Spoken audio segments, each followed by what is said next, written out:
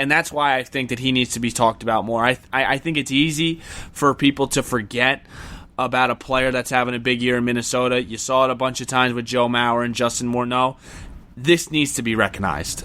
The Twins are having one of their best seasons, their best season in years. And Nelson Cruz is a huge, huge part of this. Since the All-Star break, here's a stat. I got him for you guys. Since the All-Star break, Nelson Cruz, despite missing 9 games with the torn tendon in his wrist, he is batting .360 with 17 home runs and 34 RBIs in just 100 at-bats.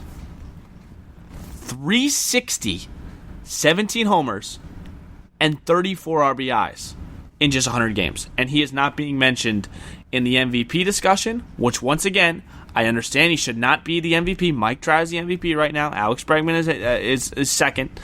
But he should be at least recognized. He is not because he's a DH.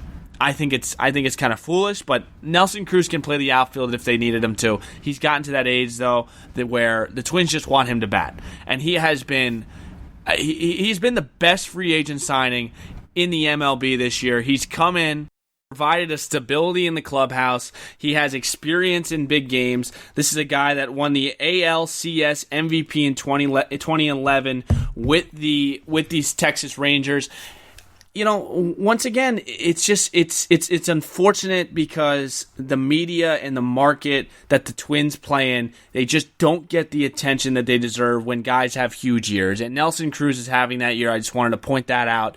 Nelson Cruz has been a huge part of this Twins' success this year, and I think he deserves a lot more credit. Okay, let's segue to this really quickly. Just a couple minutes on this, and then we'll wrap it up here. Jose Barreros, I got to rip into you. You have been awful, absolutely awful, in a game where the Twins needed to win. And I tweeted this before. I said, the Twins, throughout a 162-game season, I don't like to say the word must win in baseball games. But yesterday, which was Friday night against Detroit, that was a must win. And the Twins go out to a 3-0 lead. And Jose Barreros, against a team that's won 39 games, 39, you give up 10 hits over 5 1/3 inning for 5 runs against a team that is 39-87. This is one of the worst teams in Major League Baseball's history. And you give up 10 hits, 5 runs over 5 innings, and you lose to the Detroit Tigers on a night where the Indians win. And this is where you cannot lose to these types of teams. Jose Barreros is supposed to be the ace for the future, and he has been downright pitiful. He has an 8.43 ERA in his last 4 starts. That is awful. Awful. And the Twins need him to get going, because if the postseason comes around and he's pitching like this, the Twins aren't going to win one freaking game. Let me read you his numbers, his last 4 starts. And it started with Atlanta. Atlanta, he goes 5 2/3, 9 hits, 9 runs. Cleveland, 6 innings, 6 hits, 3 runs. Not bad. Texas, 4 1/3, 7 hits, 7 runs, and then against Detroit, which is just, once again, just a pitiful team. 5 1/3, 10 hits, 5 runs. Unacceptable.